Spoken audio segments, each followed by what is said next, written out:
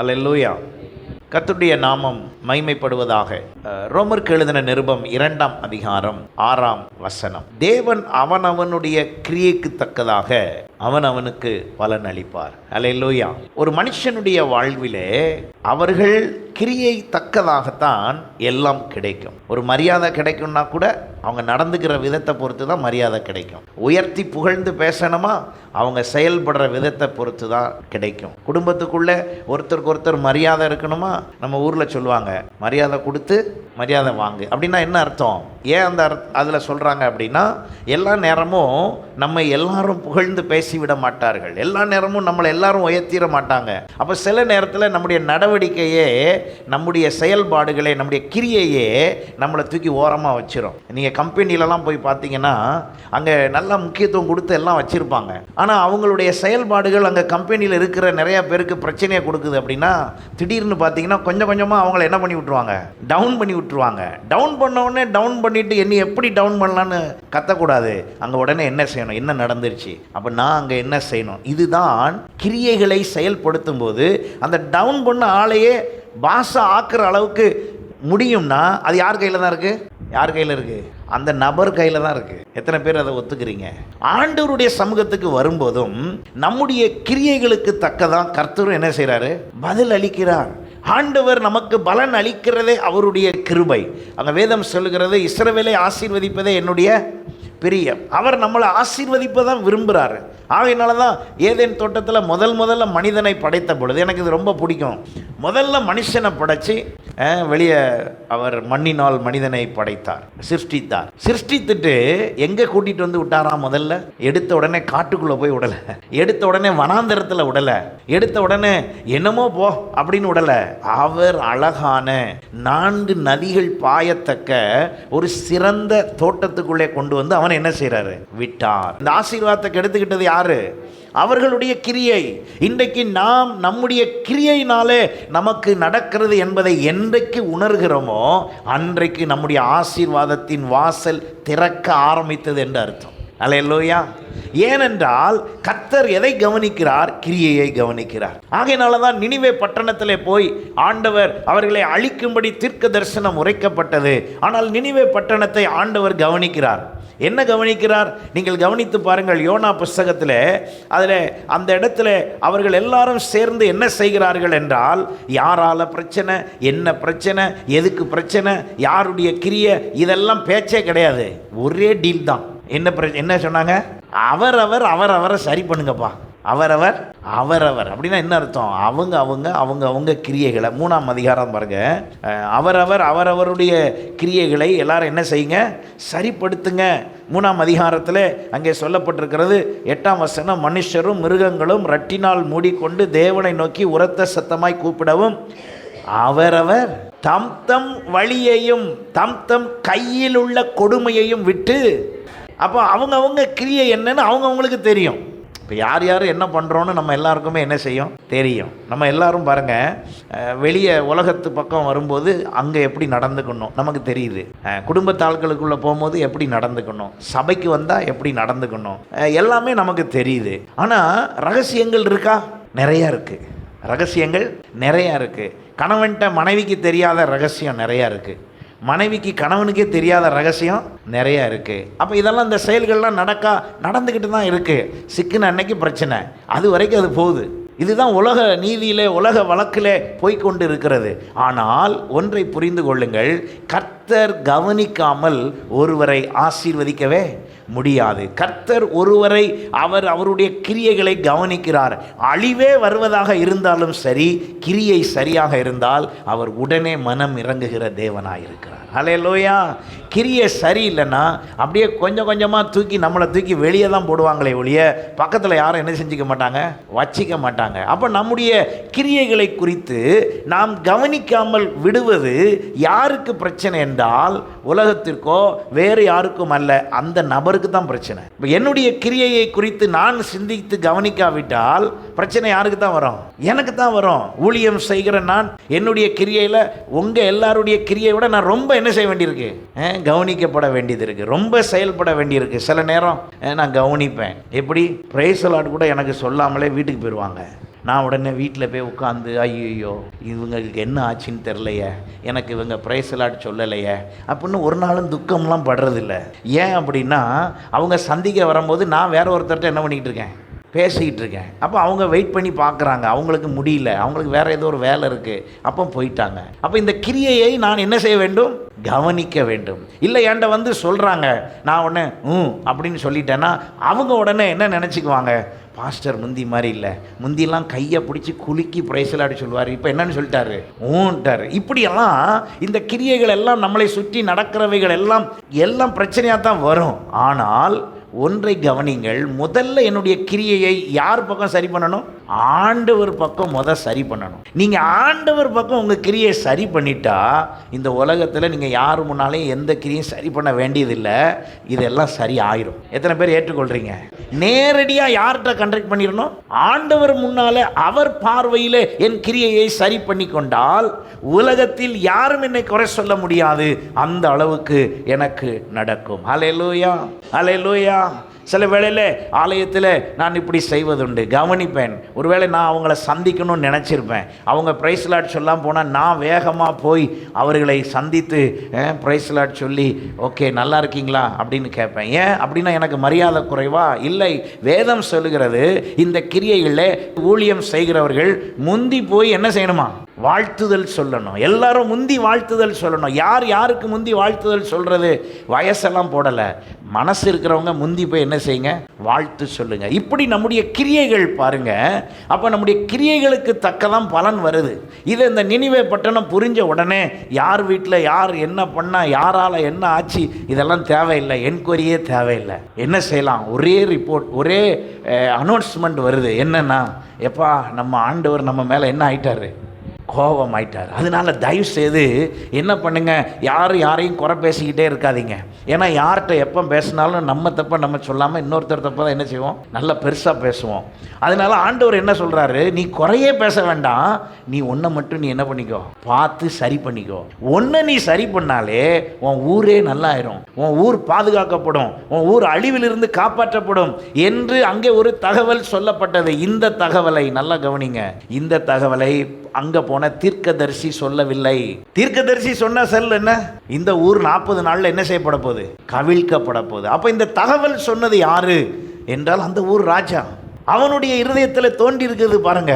உடனே அங்கே அந்த இடத்துல நீங்கள் வாசிக்கும் போது அழகாய் ஒன்றை சொல்லப்பட்டிருக்கிறது. 10ஆம் வசனம் பாருங்க. அவர்கள் தங்கள் பொல்லாத வழியை விட்டு திரும்பினார்கள் என்று எதை பார்த்துங்க, எல்லாம் இன்னும் சத்தமாக சொல்லுங்க, கிரியைகளை பார்த்து. அப்போ ஏற்கனவே கிரியை சரியில்லாதனால தான் அந்த ஊருக்கு என்ன வர பார்த்துச்சு, அழிவு வர பார்த்துச்சு. இப்போ கிரியை சரியா வரணும்னு அங்கே சொல்லப்படுது, அனௌன்ஸ்மெண்ட் கொடுக்கப்படுது, எச்சரிக்கையாக இருங்க, கர்த்தர் உங்கள் கிரியைகளின் நிமித்தம் உங்களெல்லாம் இப்போ என்ன செய்ய போகிறாரு, அழிக்க போகிறார் அப்படின்னு ஒரு தகவல் வந்துருச்சு. இந்த தகவல் வந்த உடனே இந்த தகவலை பெற்றுக்கொண்ட அந்த ஊரார் உடனே செய்த காரியம், இப்போ வேக 40 நாள் தான் இருக்குது.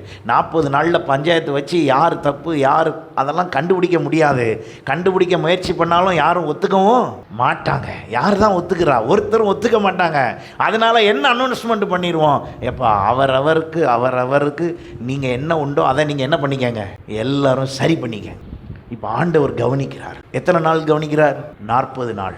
ஏன்னா 40ஆவது நாள் தான் அழிவு வரும். இப்போ இங்கே 2 பேருடைய கிரியை பாருங்க. இங்கே அந்த பட்டணத்துக்குள்ளே போன யோனாவுக்கும் ஒரு கிரியை நடக்கிறது. இப்போ இந்த மக்கள் அவங்களுடைய கிரியைகளை பார்த்து தாம் அவர்களுக்கு செய்வேன் என்று சொல்லியிருந்த தீங்கை குறித்து மனஸ்தாபப்பட்டு அதை செய்யாதிருந்தார். இப்போ இது ஒரு கிரியை, இங்கே மக்கள் கிரியை. ஊழியக்காரர் கிரியை பாருங்க. அவர் என்ன பண்ணுறாரு, நான் சொன்ன மாதிரி அங்கே என்ன செய்யணும், நடக்கணும் அப்படின்னு உனக்கு யார் சொன்னது? இன்றைக்கி நிறைய நேரம் நம்மளுடைய சிந்தை என்னவென்றால், இப்போ நான் ஊழியக்காரன் அப்படின்னு, இப்போ உதாரணத்துக்கு நான் ஊழியக்காரன்னு மேட்டிமையாக நான் பார்த்து மேட்டிமையாக நினச்சி நான் ஊழியக்காரன் எல்லாரும் பயந்து இருக்கணும் அப்படின்னா இங்கே தேவ ஆவியினால் நடத்தப்படுகிற சபையாகவே இருக்க முடியாது. நம்ம பயப்பட வேண்டியது யாருக்கு மட்டும்தான், சத்தமாக சொல்லுங்கள், கர்த்தருக்கு மட்டும்தான் பயப்படணும். மற்றவங்களுக்கெல்லாம் மரியாதை செலுத்தலாம். ஆனால் பயம் யாருக்கு தான் இருக்கணும், கர்த்தருக்கு தான் பயப்படணும், அவர் சமூகத்துக்கு தான் நடுங்கணும், அவர் தான் நம்மை பரிசுத்தமாக்கி வழி நடத்துகிறவர். அப்போ இந்த கிரியைகளை பார்த்து அங்கே ஆண்டவர் மனஸ்தாபப்பட்டு அழிக்கல. ஆனால் இங்கே திடீர்னு அந்த தீர்க்கதரிசியை போய் பார்த்தா தீர்க்கதரிசி என்ன சொல்கிறாரு, நான் சொன்ன தீர்க்க தரிசனம் நிறைவேறலைன்னா அங்கே இருக்கிற மக்கள் என்னை என்ன நினைப்பான்? எப்படி இவர் நினைப்ப பாருங்க, அங்கே இருக்கிற மக்கள் என்னை என்ன நினைப்பாங்க? என் பேர் கெட்டு போயிடாதா? நான் அவமானம் அடைஞ்சிட மாட்டேனா? இந்த பாரு வந்தான் சொன்னான், அவன் சொன்ன மாதிரி நடக்கவே இல்லை, அவன்கிட்ட போய் எத்தனை பேர் பத்தியா நீ சொன்ன மாதிரி என்ன செய்யலை நடக்கலைன்னு கிண்டல் பண்ணாங்களும் தெரில. இப்போ அவனுக்கு தலைக்கு மேலே கோபத்தில் உட்கார்ந்துருக்கிறான். அப்போ ஆண்டவர் அவனுக்கு ஒரு பாடத்தை கற்றுக் கொடுத்தார். அவனுக்கு ஒரு பாடத்தை கற்றுக் கொடுத்து அங்கே சொல்லப்பட்டிருக்கிறது 10ஆம் வசனம் பாருங்க.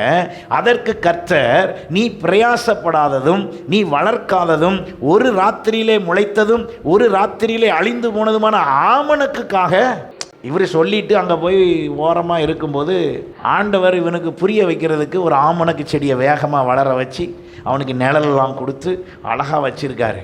இவன் இப்படி யோசிச்சுக்கிட்டே இருக்கும்போது சாயந்தரத்துக்குள்ளே ஆமணக்கு செடியை பூச்சியெல்லாம் அரிச்சு போட்டுருச்சு. உடனே இவருக்கு டென்ஷன் ஆயிடுச்சு. நீ யாரு?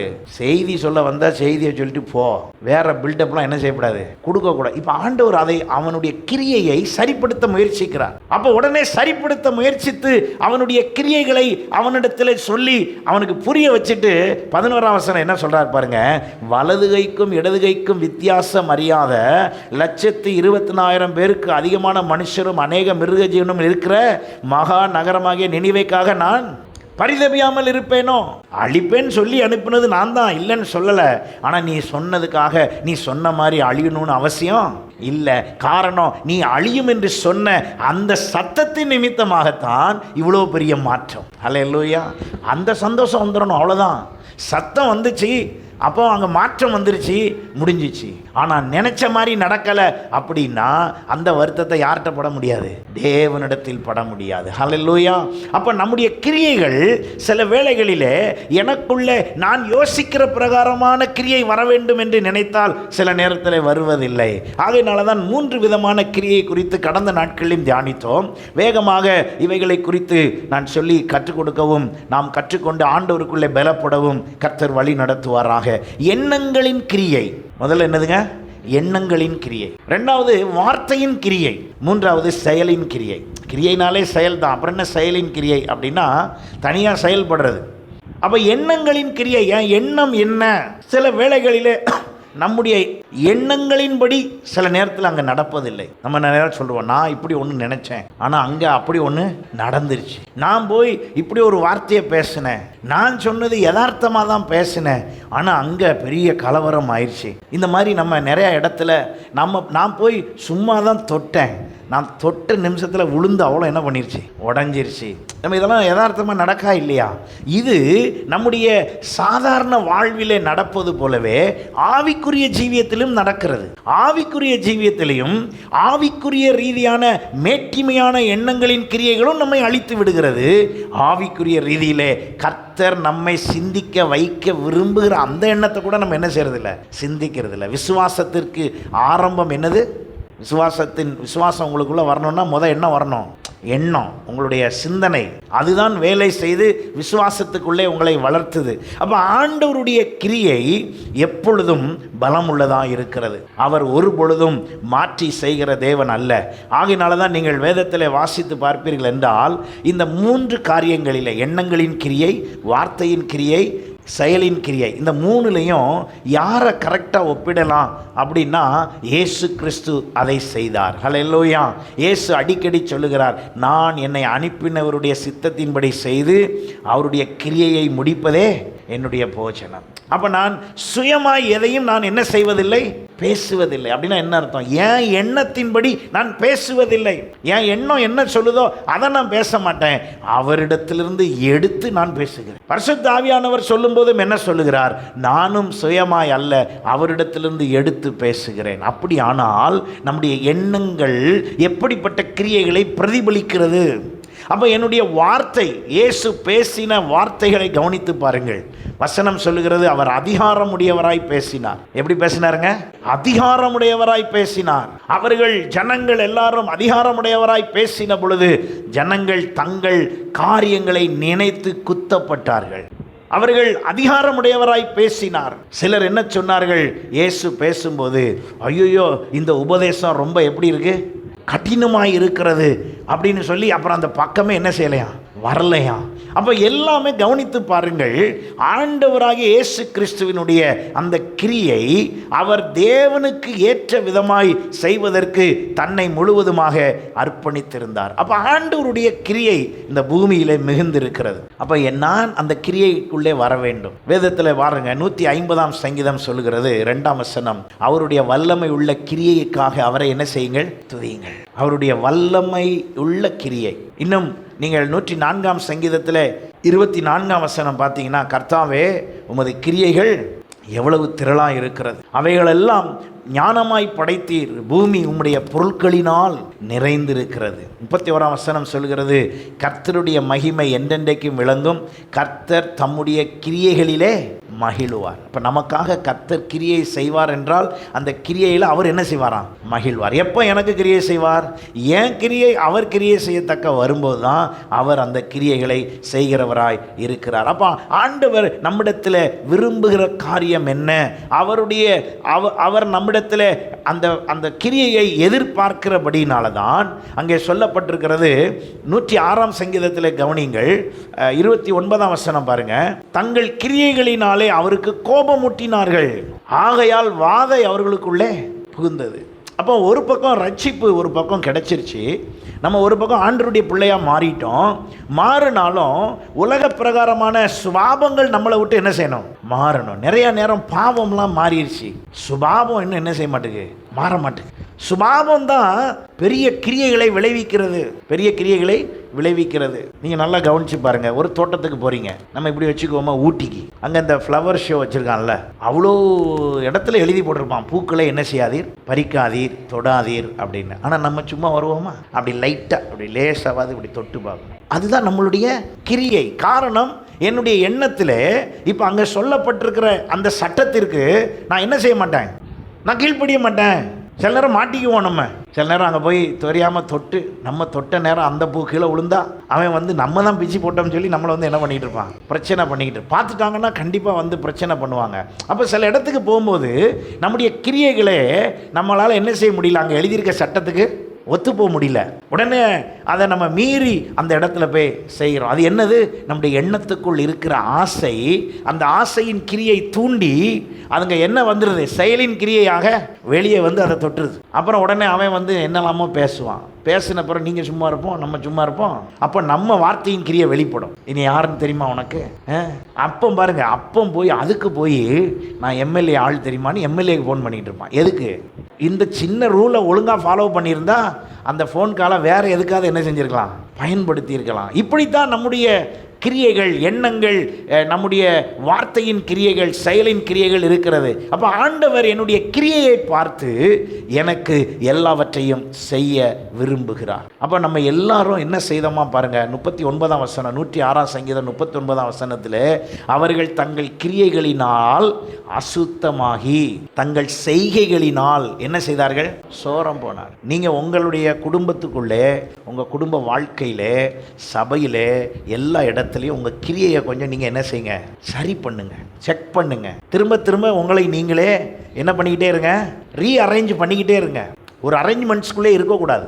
ஆண்டவருடைய பிள்ளைங்கிற பேனரில் கரெக்டாக இருக்கணும்.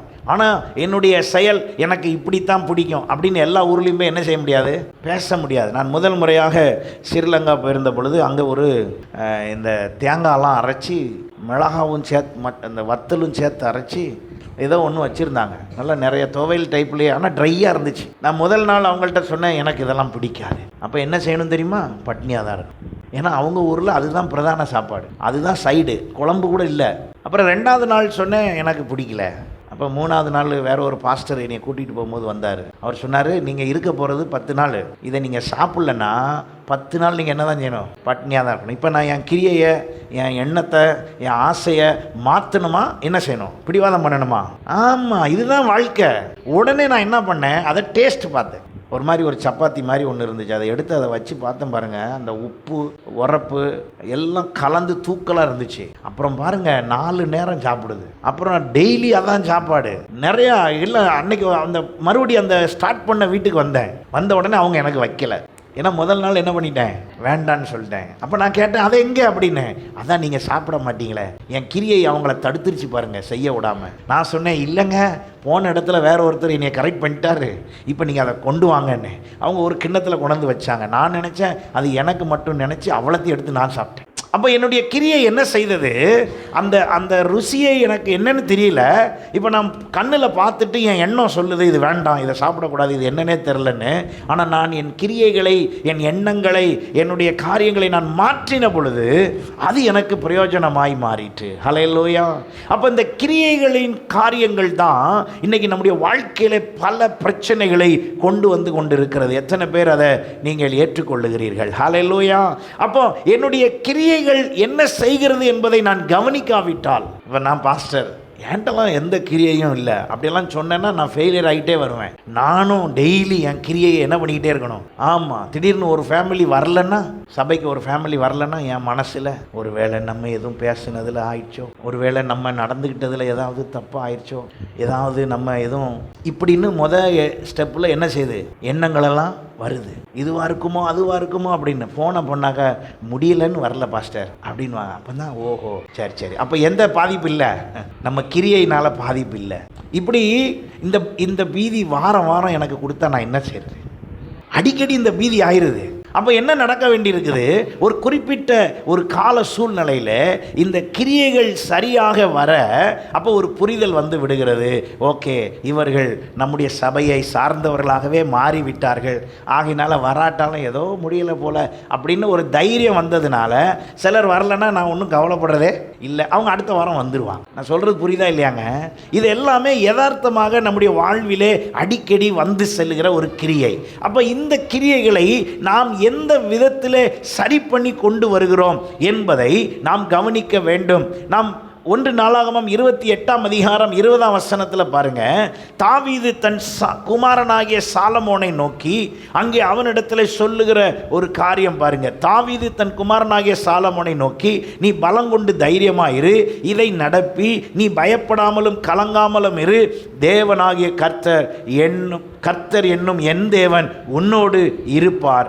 கர்த்தருடைய ஆலயத்தை கட்டுகிறதற்கு சகல கிரியைகளையும் நீ முடித்து தீரு மட்டும் அவர் உன்னை விட்டு விலகவும் மாட்டார், உன்னை கைவிடவும் மாட்டார் அப்படின்னு தாவீது தன் மகனாகிய சாலமோனை உற்சாகப்படுத்துகிறார். உற்சாகப்படுத்திட்டு அடுத்தது தான் முக்கியமான விஷயம் பாருங்க.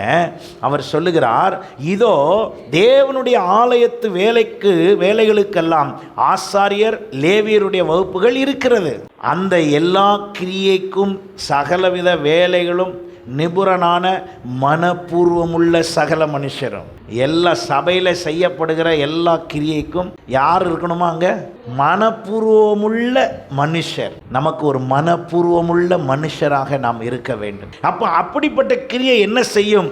அவர் சொல்லுகிறார், உன் சொற்படி கேட்கும் பிரபுக்களும் சகல ஜனங்களும் உன்னிடத்தில் இருக்கிறார்கள். அப்போ ஒரு சபை வேலை செய்யணும்னா கூட சொற்படி கேட்குற ஆளாக இருந்தால் தான் அதை கரெக்டாக என்ன செய்ய முடியும், செய்ய முடியும். அப்போ நம்ம எல்லாருடைய வாழ்விலும் ஒன்றை கவனியுங்கள், நம்ம எல்லாருமே நம்முடைய கிரியைகளை எந்த விதத்தில் வைத்திருக்கிறோம் என்பதை கவனிக்க வேண்டும். உதாரணமாக நான் 2 பேரை இன்றைக்கு உதாரணப்படுத்தி சொல்ல நான் விரும்புகிறேன். முதலாவதாக நெகேமியாவை குறித்து நாம் பார்ப்போம். நெகேமியா அந்த ஆலயம் கட்டுகிற காரியத்தில் தன்னுடைய கிரியைகளை அவன் கவனமாக செலுத்துகிறான். அவன் கவனமாக சபை ஆலயம் கட்டப்பட வேண்டும் என்று அவன் செய்த பொழுது அங்கே எங்கள் 6ஆம் அதிகாரம் 16ஆம் வசனம் பாருங்க. நெகேமியா 6ஆம் அதிகாரம் 16ஆம் வசனம், எங்கள் பகைஞர் எல்லாரும் அதை கேட்டபோது, எங்கள் சுற்றுப்புறத்தாராகிய புறஜாதியான அனைவரும் கண்டபோது மிகவும் முனையற்று போய் இந்த கிரியை எங்கள் தேவனால் கைகூடி வந்ததென்று அறிந்தார்கள். அல்லேலூயா. இது என்னால் தான் ஆச்சின்னு பில்டப் கொடுக்கறதுக்கு ஒன்றும் இல்லை, இது எல்லாம் யாரு தான்? தேவனுடைய கிரியை. அல்லேலூயா. நானும் இந்த இடத்துல நம்முடைய சபையும் இவ்வளோ தூரம் இருக்குதுன்னா இதில் கர்த்தருடைய கிருபையும் கிரியையுமே. அல்லேலூயா. அதற்கு ஒவ்வொரு காலகட்டத்தில் கர்த்தர் ஒவ்வொருத்தரை பயன்படுத்துகிறாரே ஒழிய இதில் மேன்மை பாராட்ட ஒருவருக்கும் ஒன்றுமில்லை. அல்லேலூயா. ஆமாம், நான் ஆரம்பத்திலிருந்து இருக்கேன் தெரியுங்களா, நான் தான் எல்லாம் செய்வேன்னு சொல்ல முடியாது. நேற்று வந்தாலும் செய்யும் போது அதை செய்கிறதுக்கு உற்சாகப்படுத்தி எல்லாரும் சேர்ந்து தான் அதை என்ன செய்யணும், செய்யணும். ஹல்லேலூயா. அப்போ கிரியைகளை யார் கவனிக்கிறா?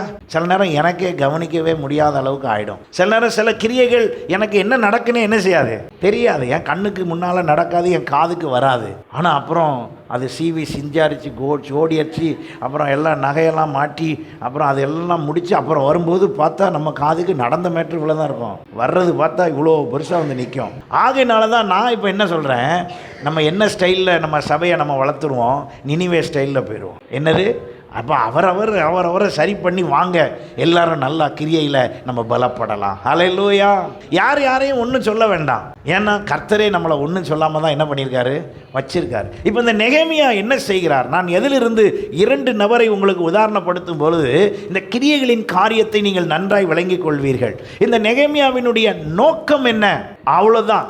ஆலயம் கட்டுறது நோக்கம். இடையில வந்தவண்டெல்லாம் போய் வம்பு பண்ணிட்டுலாம் என்ன செய்யக்கூடாது, இருக்கக்கூடாது. நோக்கம் ஆலயம் கட்டுறது, அவ்வளோதான். நீங்கள் அதை ஒரு தரிசனத்தை அல்லது ஒரு திட்டத்தை ஒரு விஷயத்தை செய்ய முயற்சிக்கும் போது இடையில இடையூறுக்கு வரத்தான் செய்யும் பல காரியங்கள். ஆனால் நம்முடைய நோக்கம் என்னவாக தான் இருக்கணும், அந்த டெஸ்டினேஷன் அவர் எனக்கு என்ன கொடுத்திருக்கிறார். அப்போ இங்கே இருக்கிற உங்கள் எல்லாருடைய குடும்பத்தை குறித்து கர்த்தர் ஒரு திட்டம் வச்சிருக்கிறார், உங்களை கொண்டு சில காரியம் செய்யணும்னு வச்சிருக்கிறார். அப்போ அதில் கவனம் செலுத்தினால் இடையில் உள்ளவைகள் எல்லாம் ஒன்றும் செய்ய முடியாது. அங்கே கவனித்து பாருங்க, 5ஆம் அதிகாரத்தில் 14ஆம் வசனத்திலிருந்து நீங்கள் வாசித்து பார்ப்பீங்கன்னா அவர் சொல்லுகிறார், நெகேமியாவாகிய நான் ஒரு விஷயத்தை உங்களுக்கு உணர்த்த விரும்புகிறேன் என்று அவர் பேசுகிறார். என்ன சொல்லுகிறார் பாருங்கள், நான் எங்கேயுமே நானும் என் சகோதரரும் வாங்குகிற படியை கூட வாங்கி நாங்கள் என்ன செய்யலை, சாப்பிடல. அப்படின்னா என்ன அர்த்தம்னா, அங்கே இருக்கிறதான எக்ஸ்ட்ரா அமௌண்ட்டை கூட நாங்கள் என்ன செய்யலாங்க, வாங்கலை. எனக்கு முன்னிருந்த அதிகாரிகள் ஜனங்களுக்கு பாரமாக இருந்து அவர்கள் கையிலே அப்பமும் திராட்சரசமும் வாங்கினதும் அல்லாமல் 40 சேக்கல் வெள்ளியும் வாங்கி வந்தார்கள். அவர்கள் வேலைக்காரர் முதலாய் ஜனங்கள் மேல் அதிகாரம் செலுத்தினார். ஜனங்கள் மேலே அதிகாரம் செலுத்தி கொண்டு ஜனங்கள்டிருந்து தவறான முறையில் வாங்கி கொண்டு இருந்தார்கள்.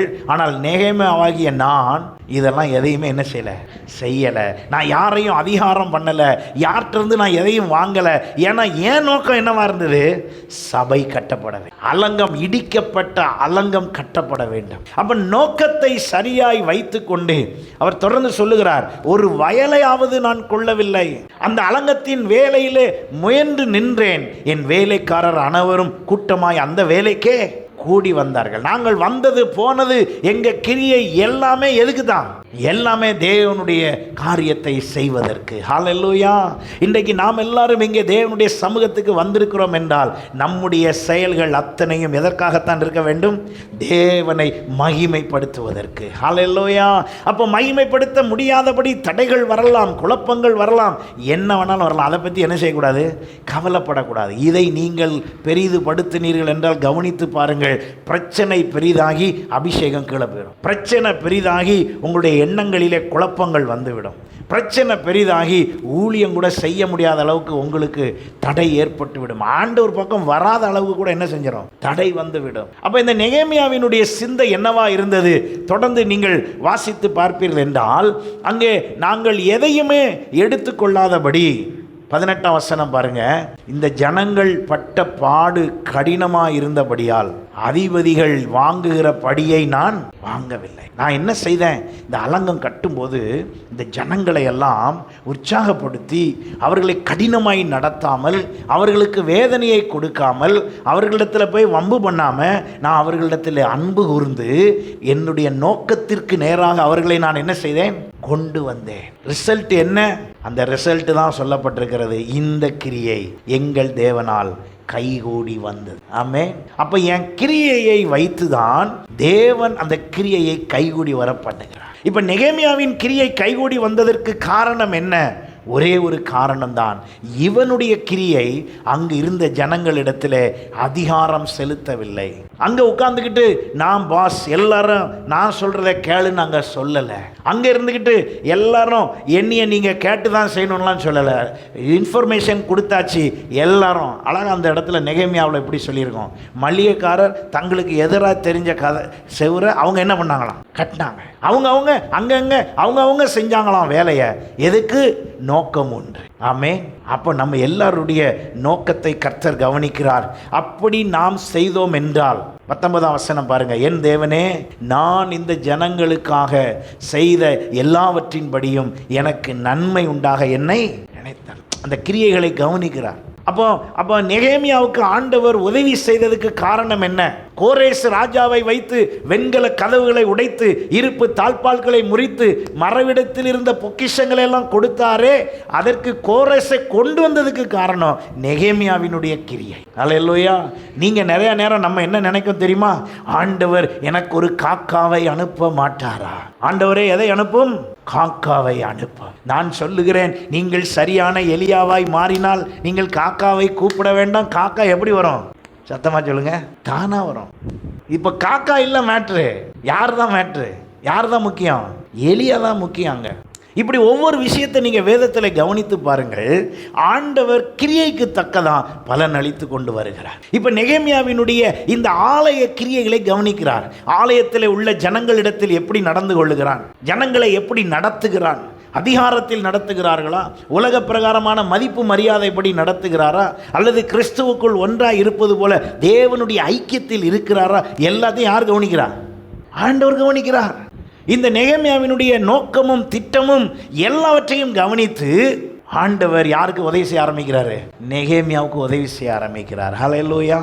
சில வேளையில் என்னுடைய எண்ணம் இங்கே பிரதிபலித்தே ஆக வேண்டும் என்று பிடிவாதம் செய்தால் கர்த்தருடைய நாமம் மகிமைப்படவே படாது. எத்தனை பேர் ஒத்துக்கிறீங்க? ஆமாம், நான் பாஸ்டர் தான், நான் வைக்கிறதா சட்டம், அப்படிலாம் செய்ய முடியாது. தேவ நாம மகிமைக்கு எப்படி செய்தால் சரி வருமோ அதை அப்படி தான் என்ன செய்ய முடியும்? செய்ய முடியும். அப்படி பழக ஆரம்பித்தால் தான் நெகேமியாவுக்கு உதவி செய்தது போல நமக்கு ஒரு கோரேஸை, நம்முடைய சபைக்கு ஒரு கோரேஸை கர்த்தர் என்ன செய்வார்? அனுப்புவார். உங்களில் சிலரை கோரேஸாக வைப்பார். சில வீட்டில் இருக்கிற பொக்கிஷத்தெல்லாம் திறக்கிறதுக்கு உங்களை கர்த்தர் என்னவா மாற்றுவார்? ஆமாம், சில வீட்டில் இருந்து திறக்கவே மாட்டுது. உங்களை இப்போ நான் என்னவா மாற்றி விட வேண்டியிருக்குன்னா, கோரேஸா மாற்றி விட வேண்டியதில்லை. நான் நெகேமியாவா மாறினா நீங்கள் என்னவா மாறிடுவீங்க? சத்தமாக சொல்லுங்க. நான் என்ன ட்ரை பண்ணிக்கிட்டு இருக்கேன்னா, ஆண்டவரே கோரேஸா மாற்றும், கோரேஸா மாற்றும். எப்போ? நீ அதையே செய்ய வேண்டாம், நீ நெகேமியாவா ஒழுங்கா ஏறு. எத்தனை பேர் நான் சொல்கிறது புரியுது? இதுதாங்க ஆண்டவர் பார்க்கிற கிரியை. நம்முடைய சபை அடுத்த கட்ட வளர்ச்சிக்கு கூட நம்ம எல்லாரும் கவனமாய் கிரியை செய்தால் கர்த்தர் பெரிய வளர்ச்சியை வைத்திருக்கிறார். எத்தனை பேர் விசுவாசமா ஆமேன்னு சொல்றீங்க? ஆமாம், ஒரு சந்தோஷமா சொன்ன மாதிரி தெரியலையே. ஹல்லேலூயா. அப்போ உங்க குடும்பம் ஆசீர்வதிக்கப்படுவதற்கு என்னது முக்கியம்? கிரியை. உங்க வீட்டுக்குள்ள உள்ள கிரியை. சபை ஆசீர்வதிக்கப்படுவதற்கு சபைக்குள்ள உள்ள கிரியை. அது சரியா இல்லைன்னா அங்க ஒண்ணுமே ஆசீர்வாதம் வர முடியாது. அப்போ தொடர்ந்து நீங்கள் வாசிக்கிற பொழுது அங்கே இந்த நெகேமியா முயற்சி பண்ணி போறார். 4ஆம் அதிகாரத்துக்கு வாங்க. எருசலேமின் 7ஆம் வசனம், எருசலேமின் அலங்கத்தை கட்டுகிற வேலை வளர்ந்தேறுகிறது என்றும் இடிக்கப்பட்ட இடங்கள் அடைபட்டு வருகிறது என்றும் சன்பல்லாத்தும் தொபியாவும் அரேபியரும் அம்மோனியரும் அஸ்தரோத்தியரும் கேட்டபோது அவர்கள் மிகவும் என்ன ஆனார்கள்? ஆமாம், இவன் வேற ஊர்க்காரன் நினைக்காதீங்க, இவனும் அந்த சர்ச்சை சேர்ந்தவன் தான். இவனும் யார் தான்? அந்த சர்ச்சைக்காரன் தான். இவனுக்கு என்னன்னா, இவன் தலைமையில் வரலன்னு கோபம். சபையில் யார் தலைமையில் நடக்குங்கிறது மேட்ரு இல்லைங்க, அந்த விஷயம் சரியாக போகுதாங்கிறது தான் விஷயம். ஹல்லேலூயா. எல்லாரும் ஆமேன்னு சொல்லுங்க. நம்மளை எல்லாரையும் கர்த்தர் பயன்படுத்த விரும்புகிறார். எத்தனை பேர் ஒப்பு கொடுக்குறீங்க? எத்தனை பேர் ஒப்பு கொடுக்குறீங்க? நீங்கள் ஒப்பு கொடுப்பீர்கள் என்றால் கர்த்தர் உங்களை பயன்படுத்த வல்லவராக இருக்கிறார். நீங்களும் நானும் நினைப்பது போல அல்ல. கர்த்தர் தன்னுடைய காரியத்தை செய்வதற்கு அவர் ஆயத்தமாய் இருக்கிறார். 6ஆம் அதிகாரத்தில் நீங்கள் வாசிக்கும் போது, 6ஆம் அதிகாரத்தில் நீங்கள் சில வசனங்களை வாசிக்கும் போது இந்த சம்பலாத்தும் தொபியாவும் செய்த காரியங்கள் பாருங்கள். நான் அலங்கத்தை கட்டி முடித்ததையும் இனி அதிலே திறப்பு ஒன்றுமில்லை என்பதையும் சன்பலாத்தும் தொபியாவும் அரேபியரான கேஷேமும் எங்களுக்கு உண்டாயிருந்த மற்ற பகைஞரும் கேள்விப்பட்ட போது. இந்த சொல்றதெல்லாம் எங்கே தான் இருக்காங்க? எல்லாரும் ஆலயத்துக்குள்ளே தான் இருக்காங்க. ஆனால் நெகேமியா மட்டும் அந்த நேரத்தில் அந்த செயல்பாடுகளிலே கவனமாக இருந்தார். கர்த்தர் நெகேமியாவை அங்கே ஆசீர்வதித்தார். ஹல்லேலூயா. இவங்கெல்லாம் எங்கே இருக்காங்க இப்போ? இவங்க இங்கே பாபிலோன் சிறையிருப்பில் இருந்து கொண்டு எருசலேமை கட்டுவதற்கு முயற்சி பண்ணி கொண்டு இருக்கிறார்கள். இப்போ சிறையிருப்பின் நாட்களிலே கூட அங்கே ஒரு குரூப் எழும்பி கட்டப்போது இன்னொரு குரூப் இவனை விடக்கூடாது, இவன் பெரிய ஆளாக ஆயிடுவான், இவனை தடுக்கணும் அப்படின்னு உள்ள பூந்து வேலையை பார்க்குது. சில நேரம் இந்த சம்பலாத்தின் தொபியாவின் ஆவிகள் கிரியை செய்வதற்கு விடாதபடி நாம் நம்ம என்ன செய்யணும்? காத்து கொள்ள வேண்டும். ஹல்லேலூயா, ஹல்லேலூயா. அப்ப அங்கே தொடர்ந்து 12ஆம் வசனம் பாருங்க. தேவன் அவனை அனுப்பவில்லை என்றும் தொபியாவும் சம்பலாத்தும் அவனுக்கு கூலி கொடுத்ததினால் அவன் எனக்கு விரோதமாய் அந்த தீர்க்க தரிசனத்தை சொன்னான் என்று பிளான் பண்ணி பேசணும்னு, தீர்க்க தரிசனம் சொல்லணும்னு பிளான் பண்ணி என்ன பண்ணிட்டாங்களாம்? சொல்லிட்டாங்க. ஆனாலும் நெகேமியா பாருங்க, யார்கிட்டையும் எந்த எதிர்ப்பும் தெரிவிக்கல, யாரையும் போய் ஒண்ணுமே செய்யல. அவர் பாட்டுக்கு கவனம் ஃபுல்லாக எதில் இருந்துச்சு? ஆலங்கத்தில் இருந்தது. ஹல்லேலூயா. உங்களை அழைத்த தேவன் உங்களை பில்டு பண்ண அல்லது கட்டி எழுப்ப விரும்புகிறார். இந்த உலகம் உங்களை வேறு திசைக்கு இழுக்கலாம். இந்த உலகத்தில் உள்ள காரியங்கள் உங்களை திசை திருப்ப பார்க்கலாம். பல காரியங்களில் வந்து உங்களை டிஸ்கரேஜ் பண்ணலாம், உங்களை தோல்வியுற்றவர்கள் என்று சொல்லலாம், உங்களை சோர்வுபடுத்தலாம், உங்களுக்கு விரோதமாக என்ன வேணாலும் செய்யலாம். ஆனால் நீங்கள் கவனம் முழுவதும் என் ரட்சித்த தேவன் என் வலதுகரத்தை பிடித்திருக்கிறார், அவர் எனக்காக யாவையும் செய்வார், நான் அதை குறித்து கவலைப்படவில்லை, எனக்கு நடக்கிற எதை குறித்து நான் யோசிக்க தேவையில்லை என்று நீங்கள் ஆண்டவர் பக்கம் நிற்பீங்கன்னா எந்த சம்பலாத்தும் தொபியாவும் ஒண்ணுமே செய்யவே முடியாது. ஹல்லேலூயா. அப்போ வந்து பேசத்தான் செய்கிறாங்க. அங்கே தொடர்ந்து நீங்கள் வாசிங்க. அங்கே சொல்லப்பட்டிருக்கிறது 6ஆம் வசனம் 14ஆம் வசனம் பாருங்க. 6ஆம் அதிகாரம். என் தேவனே, தொபியாவும் சம்பாலத்தும் செய்த இந்த செய்கைக்கு தக்கதாக நீர் அவர்களையும் நோவேதியால் என்னும் தீர்க்கதரிசி ஆனவளையும் எனக்கு பயம் உண்டாக்க பார்த்த மற்ற தீர்க்கதரிசிகளின் தீர்க்க தரிசனம் சொல்லி மிரட்டி பார்க்காங்க. என்னத்தை சொல்லி? ஆமா, கர்த்தர் பேசுகிறார் அப்படின்னு மிரட்டி பார்க்கறது. ஆனா ஆண்டவர் பக்கம் ஆண்டவர் சொல்லுகிறார், அவர் வேலையை அவன் செய்யறதுக்கு இருந்ததை வச்சு ஆண்டவர் ராஜாக்களை யாருக்கு சப்போர்ட் ஆக்குறாரு? நெகேமியாவுக்கு சப்போர்ட் ஆக்கி கொண்டு வருகிறார். ஹல்லேலூயா. நாம் எல்லாரும் நெகேமியாவின் கிரியைகளை செய்ய ஆரம்பிக்க வேண்டும். நெகேமியாவின் எண்ணங்கள், அந்த எண்ணங்களின் கிரியை நமக்கு வர வேண்டும். நெகேமியாவின் செயலின் கிரியை நமக்கு வர வேண்டும். இப்படிப்பட்ட ஆவிகள் நம்மை தொந்தரவு செய்ய ஒரு நாளும் என்ன செய்யக்கூடாது? விடக்கூடாது. அது மட்டுமா பாருங்க, 17ஆம் வசனம் பாருங்க. அந்த நாட்களில் யூதாவில் உள்ள பெரிய மனுஷரிடத்திலிருந்து தொபியாவுக்கு போகிறதும் தொபியாவிடத்திலிருந்து அவர்களுக்கு வருகிறதுமான கடிதங்கள், ஆமா, ரிப்போர்ட் எழுதிக்கிட்டே இருக்கானா. நீங்கள் நெகேமியாவை நம்பி எந்த பணத்தையும் கொடுத்துடாதீங்க, நெகேமியாவை நம்பி எதுவும் செஞ்சிடாதீங்க. ஹல்லேலூயா. இப்படி சொல்லி சொல்லி, ஆமாம், திடீர்னு நீங்கள் இப்போ ஒரு ஒரு ஒரு சொல்கிறீங்கன்னு வைங்க, இந்த பாஸ்டரை நம்பி போவாத, அந்த பாஸ்டர் ஆவியே சரியில்லை, அவர் ஜெபத்துக்கெல்லாம் போவாத, இப்படின்னு ஒரு குரூப் சொன்னால் எப்படி இருக்கும் பாருங்கள். அப்படி சொன்னாலும் சரி, எந்த தொபியா பேசினாலும் சரி, சம்பலாத்து பேசினாலும் சரி, நம்ம கவனம் எதில் இருக்கணும்? ஹல்லேலூயா. நீங்கள் உங்கள் வாழ்க்கையில் இப்படி ஒரு அனுபவத்துக்கு வாங்கலை. என்னது? என் ஆண்டவர் எங்கள் குடும்பத்தை ரட்சித்திருக்கிறார், எங்கள் தேவன் எங்களை காப்பாற்றி இருக்கிறார், எங்கள் தேவன் எங்களுக்கு எல்லாவற்றையும் செய்ய வல்லவர், எங்களுக்குள் வருகிற எந்த கிரியைகளும் தேவனுடைய ஆசீர்வாதத்தை தடுக்காதுங்கிற எண்ணத்துக்குள்ள வந்து நின்று பாருங்க. அங்கே உங்களை எதுவும் எதிரடையானவைகள் எதுவும் ஒன்றுமே சேதப்படுத்த முடியாது. ஹல்லேலூயா. பயம் உண்டாக்க பார்க்குற தீர்க்க தரிசனங்கள் ஆனாலும் எதுவாக இருந்தாலும் ஒன்றும் அங்கே என்ன செய்ய முடியாது? சேதப்படுத்த முடியாது. காரணம், கர்த்தருடைய அந்த டெஸ்டினேஷன், அவர் வைத்திருக்கிற திட்டம் என்ன? இப்போ ஒரே டார்கெட் என்னது? அலங்கம் கட்டப்படும். நீங்களும் நானும் இன்றைக்கு ரட்சிக்கப்பட்டிருப்பது என்ன? நாம் எல்லோரும் புது சிருஷ்டியே காரியம். நாம் அவருடைய பிள்ளைகளாக இருக்கிறோம். பரலோக ராஜ்யத்தில் அவரின் வலது பார்சத்துக்கு போகிறது தான் நம்ம டார்கெட்டை ஒழிய வேறு எதுவுமே அல்ல. எத்தனை பேர் அதை விசுவாசிக்கிறீங்க? எப்படியாவது நான் எங்கே போயிடணும்? பரலோகம் போயிடணும், அவ்வளோதான். எல்லோரும் சொல்லுங்கள், நான் எப்படியாவது, நான் சொல்கிற மாதிரி சொல்லுங்கள், நான் எப்படியாவது பரலோகம் போயிடணும். சொல்லாதவங்களாம் எங்கே போகிறீங்கன்னு முடிவு பண்ணிக்கோங்க. ஆமாம், வாய் திறந்து சத்தமாக சொல்லலைன்னா கவனிக்கிறீங்களா எல்லோரும் இங்கே?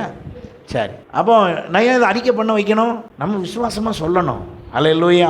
அப்போ என்னுடைய கிரியை எப்படி செயல்படுகிறது என்பதை பொறுத்து தான் கர்த்தர் எனக்கு காரியத்தை கைகூடி வர பண்ணுகிறார். இந்த நெகேமியா சொல்லுகிறார், கர்த்தர் என் காரியங்களை எல்லாம் என்ன செய்து வைத்தார்? கைகூடி வர பண்ணினார். சும்மா ஒன்றும் இல்லை.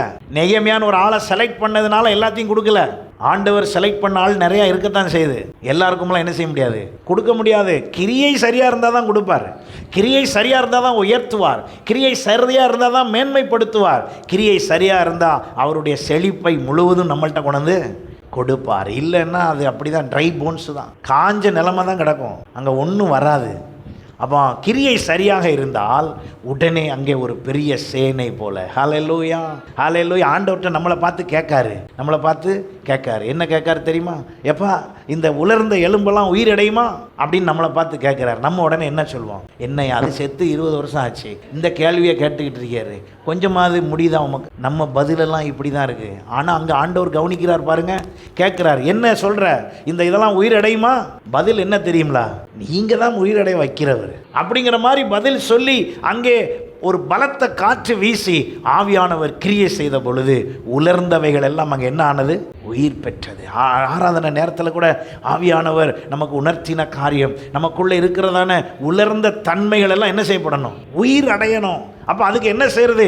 ஆவியானவருடைய பலன் நமக்குள்ளே வரணும். அப்போ என் கிரியை அவர் வருவதற்கு ஏதுவாய். அப்போ இந்த நெகேமியா அதை செய்தான். இரண்டாவதாக மோசே கவனிங்க. யாத்ராகமம் 2ஆம் அதிகாரத்தில் மோசேயினுடைய 2 விதமான செயல்களை உங்களுக்கு ஒப்பிட்டு சொல்லி நம்ம ஜெபம் பண்ணுவோம். மோசே பெரியவனான காலத்தில் 11ஆம் வசனம், யாத்ராகமம் 2:11, அவன் தன் சகோதரிடத்தில் போய் அவர்கள் சுமை சுமக்கிறதை பார்த்து தன் சகோதரனாகிய எபிரெயில் ஒருவனை ஒரு எகிப்தியன் அடிக்கிறதை கண்டு அங்கும் இங்கும் பார்த்து ஒருவரும் இல்லை என்று அறிந்து எகிப்தியனை வெட்டி அவனை மணலிலே புதைத்து போட்டான். இப்போ இவருடைய எண்ணத்தின் கிரியை என்னன்னா, இப்போ இவங்க அம்மா இவன்ட ஊட்டி வளர்க்காங்க. என்ன வளர்க்காங்க? நீ யாரு? எபிரேயன், நீ எகிப்தியன் அல்ல, எகிப்தியன் நமக்கு விரோதி, எபிரேயன் தான் நீ தேவனுடைய பிள்ளை அப்படின்னு வளர்த்துட்டாங்க. இப்போ இவர் வெளியே பார்க்குறாரு. பார்த்தா தான் சார்ந்த ஆளை எகிப்தியன் என்ன பண்ணிக்கிட்டு இருக்கான்? பிரச்சனை பண்ணிக்கிட்டு இருக்கான். உடனே இவர் எண்ணம் கொள்கிறாரு, இந்த கேப்பில் நம்ம போய் பஞ்சாயத்து பண்ணி சரி பண்ணிட்டோம்னா அவங்கெல்லாம் நம்மளை என்ன பண்ணிடுவான்? நம்மளை ஏற்றுக்குவான், நம்மளை தலைவன் ஆக்கிடுவான் அப்படின்னு ஒரு வழியை முயற்சிக்கிறாரு. இப்போ நல்லா கவனிங்க, இந்த மோசையினுடைய எண்ணம் என்ன செய்தது? கொலை செய்தது. மோசையினுடைய எண்ணம் என்ன செய்தது? கொலை செய்தது. கொலை என்பது கழுத்தை மட்டும் அறுக்கிறது கொலை இல்லை. கொலையில் பல விதம் இருக்குது. உயிரோட தான் இருக்கும், ஆனால் கொலை பண்ண மாதிரி இருக்கும். அதெல்லாம் எதில் நடக்குது? நம்மளுடைய எண்ணத்தின் கிரியையில் நடக்குது. அப்போ இந்த மோசையினுடைய எண்ணங்கள் அங்கே வித்தியாசமாக எண்ணப்படுகிறது. அங்கே தொடர்ந்து அவன் என்ன செய்கிறான் பாருங்கள். அவன் மறுநாளிலே வெளியே போன போது எபிரேய மனுஷர் 2 சண்டை பண்ணி கொண்டு இருந்தார்கள். அப்பொழுது அவன் அநியாயம் செய்கிறவனை நோக்கி, நீ உன் தோழனை அடிக்கிறது என்ன என்று கேட்டான். அதற்கு அவன், எங்கள் மேல் உன்னை, கவனி சொல்லுங்க, எல்லாரும் சொல்லுங்க, அந்த வசனத்தை வாசிங்க, எங்கள் மேல் உன்னை அதிகாரியாகவும் நியாயாதிபதியாகவும் ஏற்படுத்தினவன் யார்? நல்ல கேள்வி தானே. நீ யாரியா? அப்போ மோசே நடந்துக்கிற கிரியை செய்கிற விதமாக கிரியை செய்தா இந்த கேள்வி அவன் என்ன செஞ்சிருக்க மாட்டான்? கேட்டிருக்க மாட்டான். நீ யாரையும் நீ அதிகாரம் பண்ண? அப்படி ஒருத்தர் கேட்டுட்டாலே யாருக்கு அதிகாரம் இல்லை? யார் அதிகாரம் பண்ணுறாங்களோ அவங்களுக்கு என்ன இல்லை? அதிகாரம் இல்லை. இவங்க கிரியை ஏதோ அதிகாரம் பண்ணாத அளவுக்கு போயிடுச்சு. இப்போ மோசையின் கிரியை இப்போ அங்கே அதிகாரம் பண்ணக்கூடாத அளவுக்கு மோசையின் கிரியை இப்போ எப்படி இருக்கு? மோசமாக இருக்குது. இவன் அப்படி கேட்ட உடனே அவன் சொல்கிறான், ஒன்று யார் நியமித்தது என்னைக்கு மேலே அதிகாரியா?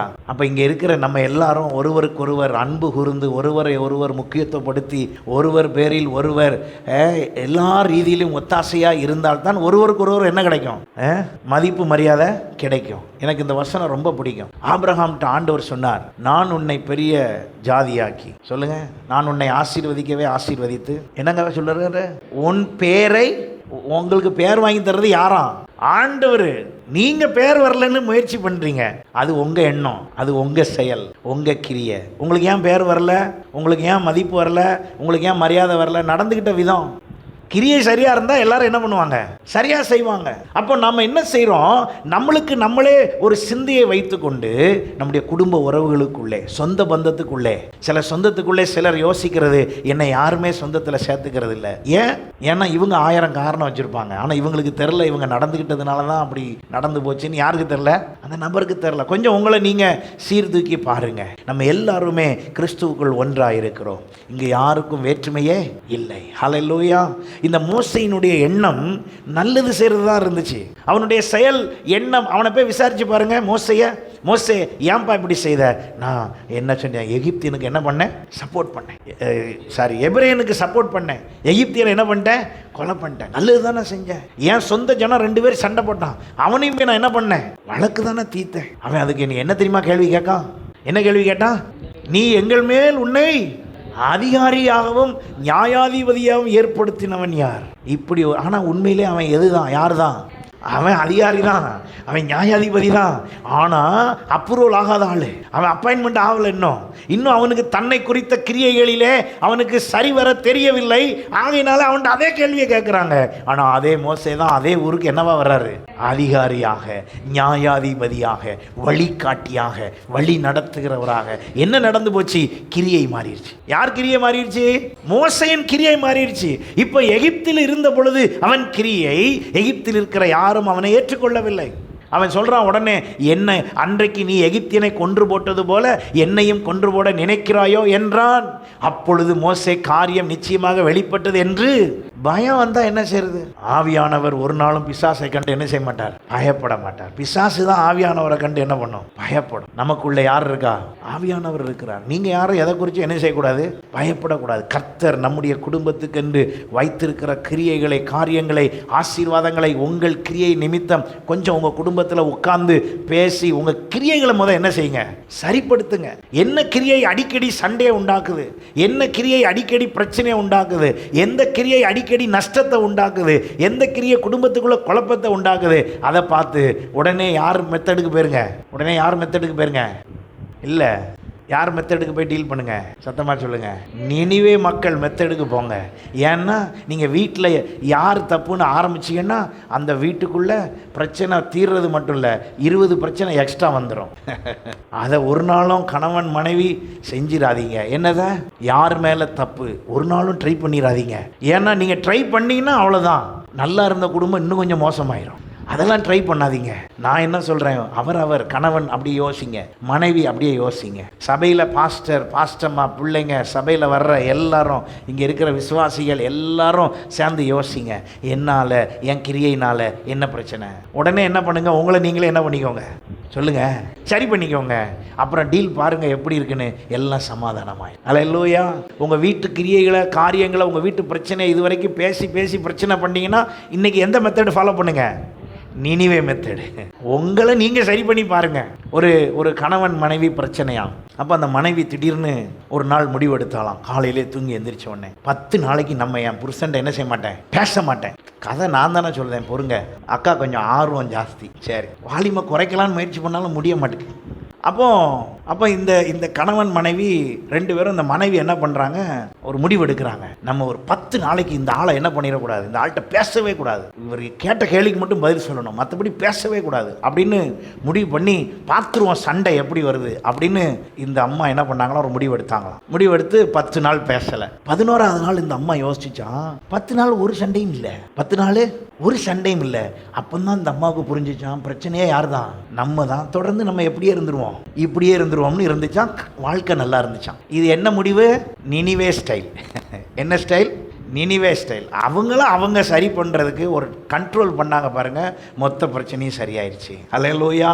நாம் ஆண்டவர் கிரியை செய்ய விடணும்னா, ஆவியானவர் நமக்குள் கிரியை செய்யணும்னா, நான் நானே என்ன செய்யணும்? சுய பரிசோதனை. இப்போ மோசேக்கு அதுதான் நடக்குது. என்ன பண்ணிட்டான்? உடனே அவன் செய்ததை பாருங்க. மோசே உடனே அவன் வழியே இல்லாமல் வேகமாக அவன் என்ன பண்ணிட்டான்? 15ஆம் வசனம் பாருங்க. பார்வோன் அந்த காரியத்தை கேள்விப்பட்ட போது மோசையை கொலை செய்ய.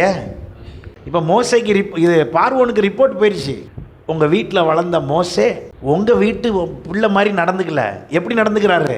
மாற்றி நடந்துக்கிறாரு. இஸ்ரவேலர்களுக்கு சப்போர்ட் பண்ணி எகிப்தியனை கொலை பண்ணுறவராக இருக்காருன்னு சொன்ன உடனே இப்போ அங்கே வகை தேடின உடனே மோசே பார்வோன் இடத்திலிருந்து தப்பி ஓடி மீதியான் தேசத்தில் போய் தங்கி ஒரு துறவெண்டையில் உட்கார். இப்போ அங்கே தான் ஆண்டவர் அவனோடு பேசுகிறார். அல்லேலூயா. நல்லா கவனிங்க. ஆண்டவர் பேசின உடனே அவன் அங்கேருந்து எங்கே வரல? எகிப்துக்கு வரல. பேசின நாள்ல இருந்து அப்புறம் ரொம்ப நாள் அவனுக்கு ஆண்டவர் அவனுடைய கிரியைகளை என்ன பண்ணிக்கிட்டே இருக்காரு. ஏன்னா இவர் ரொம்ப ஷார்ட் டெம்பர். சட்டுன்னு என்ன ஆயிரும், இவருக்கு கோபம் வந்துடும். பார்த்த உடனே முடிவு பண்ணி ஜட்ஜ் பண்ணி வேலையை முடிச்சிடுவார். கொஞ்சம் நிதானமாக என்ன பிரச்சனைனே கேட்கறது இல்லை. உடனே ஒரு முடிவுக்கு வந்து ஆளை க்ளோஸ் பண்ணி விட்டுறது இல்லை. இப்போ ஆண்டவர் இவனை பயிற்றுவிக்கிறார், இவனுடைய கிரியைகளெல்லாம் மாற்றுறாரு, ஆடு மேய்க்க விட்றாரு, அங்கே வனாந்தரத்தில் திரிய விட்றாரு, எல்லாமே அங்கே ஒரு மாதிரியா ட்ரையாக இருக்குது, ஒன்றுமே சரிப்பட்டு வரல. இப்போ இவருடைய கேரக்டர் எல்லாம் மாறிக்கிட்டே இருக்குது. ஒரு கட்டம் வரும்போது ஆண்டவர் அவனிடத்தில் பேசுகிறார். என்ன பேசுகிறார் தெரியுமா? அங்கே அவன்கிட்ட பேசி அவன்கிட்ட சொல்லும் பொழுது அவன் பதில் சொல்கிறான். 3ஆம் அதிகாரம் 11ஆம் வசனம் பாருங்கள்.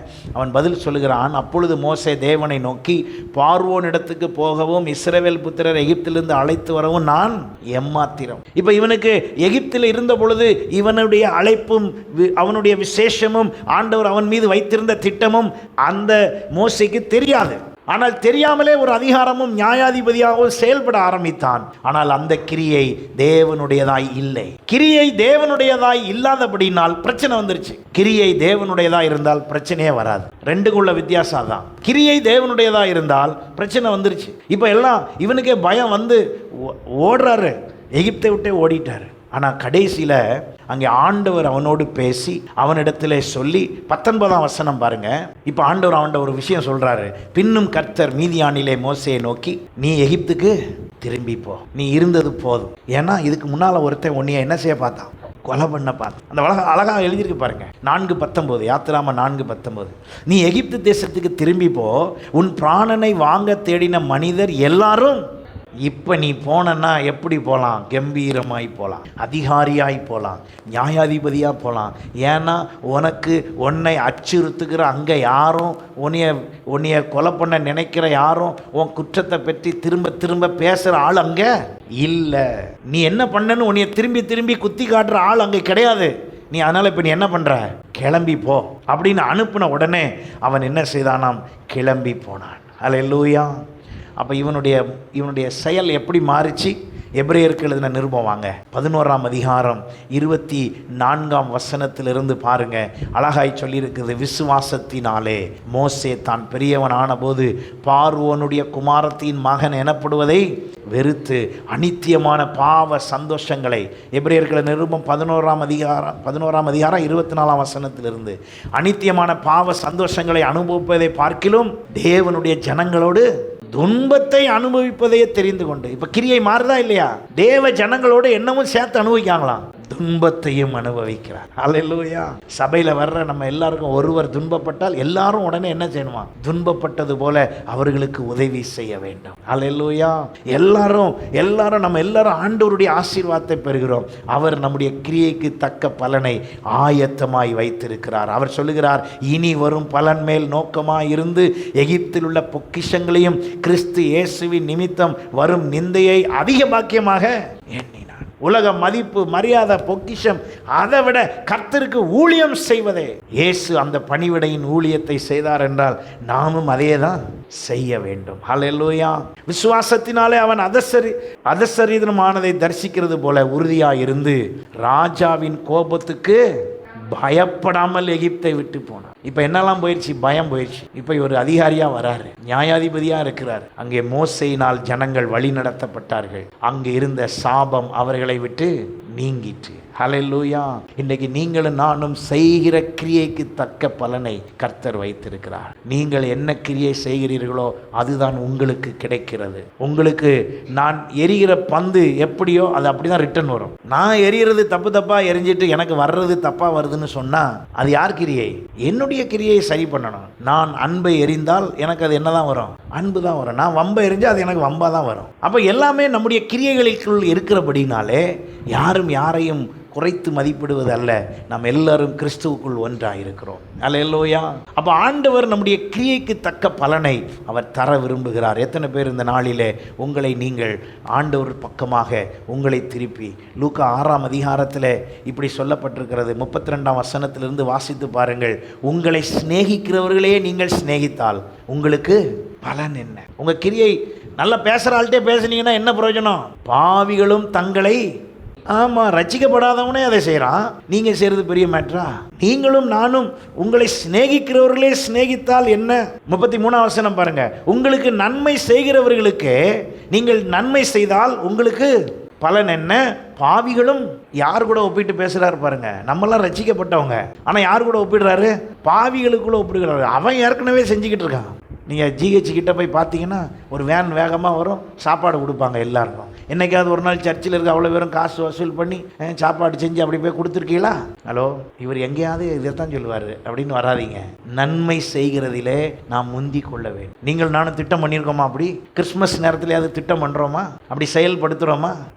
அப்போ ஆண்டவர் கவனிக்கிறார் நம்முடைய கிரியையை. நான் வந்தேன், போனேன், சம்பாதிச்சேன், சாப்பிட்டேன், தூங்கினேன். யாருக்காவது உதவி செஞ்சேன்னா ஒரு உதவி செய்கிறதில்லை. நம்ம சபை ஊழியம் நடந்துகிட்டு இருக்கோம், யாரோ ஒரு ஊழியத்துக்கு அனுப்பி நீங்கள் செய்யுங்க அப்படிங்கிறது. அந்த கிரியைகளினால் ஆசீர்வாதம் ஒன்றுமே வராது. அப்போ கர்த்தர் இதை கவனிக்கிறார். 34ஆம் வசனம் பாருங்க. திரும்ப கொடுப்பார்கள் என்று நம்பி நீங்கள் கடன் கொடுத்தால் உங்களுக்கு பலன் என்ன? திரும்ப தங்களுக்கு கொடுக்கப்படும்படியாக பாவிகளும். ஒரே கம்பாரிசன் யாரு கூட தான்? பாவி கூட. நீங்க நடந்துக்கிறது சர்ச்சுக்குள்ள பாவி மாதிரி நடந்துக்கிட்டு பரிசுத்தவானுக்கு ரீக்குவலா நீங்க உங்களுக்கு எல்லாம் எதிர்பார்த்தீங்கன்னா ஒன்றும் கிடைக்காது. நாம் இங்கே தேவனுடைய சுபாவத்தை மாத்திரமே என்ன செய்ய வந்திருக்கிறோம்? வெளிப்படுத்த வந்திருக்கிறோம். அப்ப நம்முடைய கிரியைகளை கவனமாய் கவனிப்போம் என்றால் கர்த்தர் நம்மை ஆசீர்வதித்து வழி நடத்த வல்லவராய் இருக்கிறார். ஹல்லேலூயா.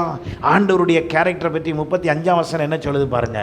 உங்கள் சத்துருக்களை சிநேகியுங்கள், நன்மை செய்யுங்கள், கைமாறு கருதாமல் கடன் கொடுங்கள், அப்பொழுது உங்கள் பலன் மிகுதியாயிருக்கும். உன்னதமானவருக்கு நீங்கள் பிள்ளைகளாய் இருப்பீர்கள்.